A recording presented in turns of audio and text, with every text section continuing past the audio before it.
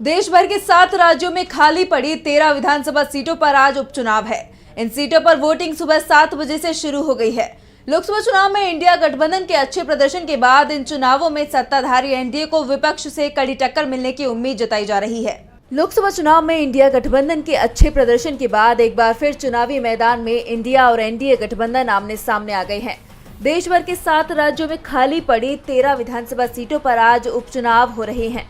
ऐसे में एनडीए और इंडिया के बीच कड़ा मुकाबला देखने को मिल रहा है। बिहार की रुपौली, मध्य प्रदेश की अमरवाड़ा, उत्तराखंड की बद्रीनाथ और मंगलोर, पंजाब की जालंधर वेस्ट, बंगाल की रायगंज, रानाघाट दक्षिण, बगदा, मणिकतला, तमिलनाडु की विक्रमंदी सीट के साथ साथ हिमाचल प्रदेश के देहरा, हमीरपुर और नालागढ़ सीटों पर आज मतदान जारी है। इनमें कुछ सीटें ऐसी हैं जो लोकसभा चुनाव के बाद खाली हुई हैं। इसका कारण कई विधायकों का लोकसभा चुनाव लड़ना है, जिसमें विजयी होने के बाद उन्होंने विधायक पद से इस्तीफा दे दिया।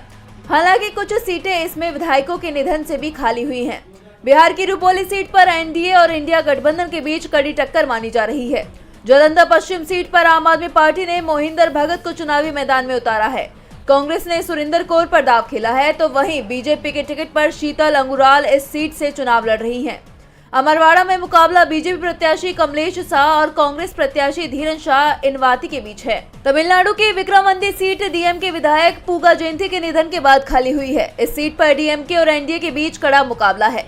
बता दें कि चुनाव के नतीजे 13 जुलाई को आएंगे। ये उपचुनाव काफी महत्वपूर्ण है। अगर इस चुनाव में इंडिया को बढ़त मिल जाती है तो इंडिया का उत्साह बढ़ेगा, तो वहीं एनडीए का मनोबल गिर जाएगा। बहरहाल देखना यह है कि चुनाव के नतीजे किसके पक्ष में आते हैं। इस बार कौन बाजी मारता है और किसका पलड़ा भारी रहने वाला है।